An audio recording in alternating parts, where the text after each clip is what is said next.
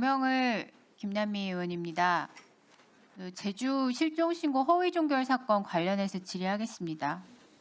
먼저 오랜 시간 애타는 마음으로 장미란 씨를 기다리고 계신 가족분들께 깊은 위로의 마음을 전하며 하루빨리 가족들의 품으로 돌아올 수 있기를 간절히 바랍니다. 언론 보도에 따르면 장 씨는 지난 5월 12일 밤 제주시 한림읍 자택을 나선 뒤 실종됐습니다. 그런데 5월 15일 동거인의 실종 신고를 접수한 제주 서부경찰서 A경장은 불과 2~3시간 뒤인 같은 날 밤 9시경 112 신고 처리 시스템에 실종자와 연락이 닿았다는 취지를 입력하고 사건을 종결했습니다. 가족에게도 연락이 돼 안전이 확인됐다고 안내했습니다. 그러나 통신 기록을 확인한 결과 A경장과 장 씨 사이에는 통화 내역 자체가 존재하지 않았습니다. 종결 과정에서도 팀장, 반장 보고나 이중 확인은 없었습니다.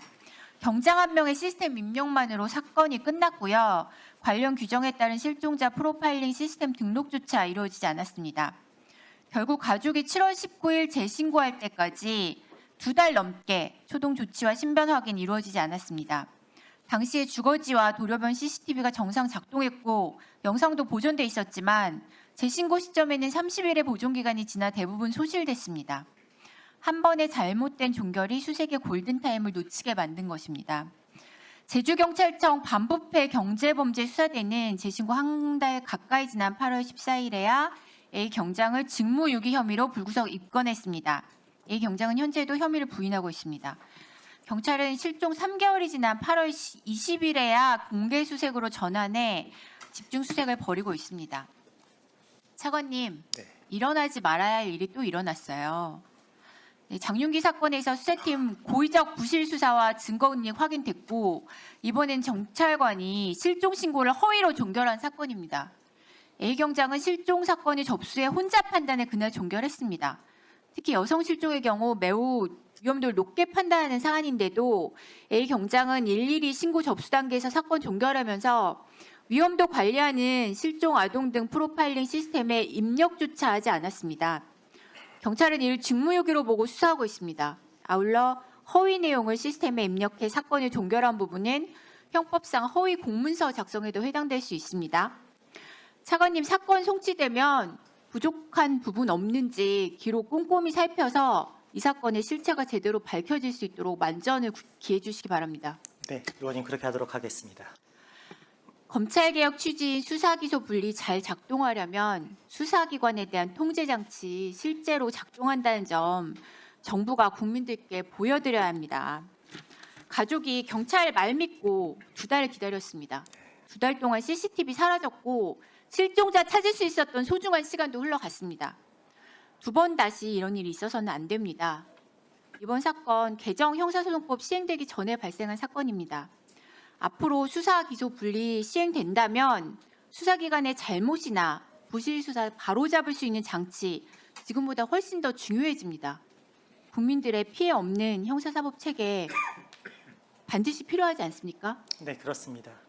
근데 제가 지금 너무 걱정이 큽니다. 모 국가기관에서 공수청이 이거 하면 안 된다, 저거 하면 안 된다 라고 법사위원들을 만나서 설명을 하고 다니는 일이 있어요. 법무부 차관님, 이 중요한 형사사법 절차 개편 과정에서 해결해야 되는 과제들이 얼마나 많습니까? 여러 혼란이 있을 수 있고 국민들 피해가 있을 수 있는 상황이에요. 국민들 얼마나 걱정하고 계십니까? 서로 협력해서 빈틈을 메꾸기에도 모자랄 시간에 다른 기관 하지 말라고, 일 못하게 하려고 움직이는 거, 이거 맞습니까?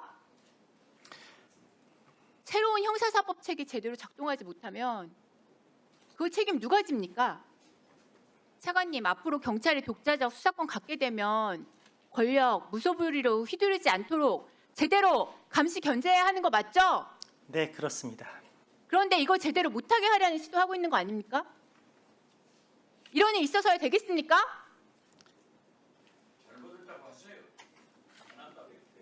저희가 한 것이 아니라 다른 기관에 관한 일이어서 제가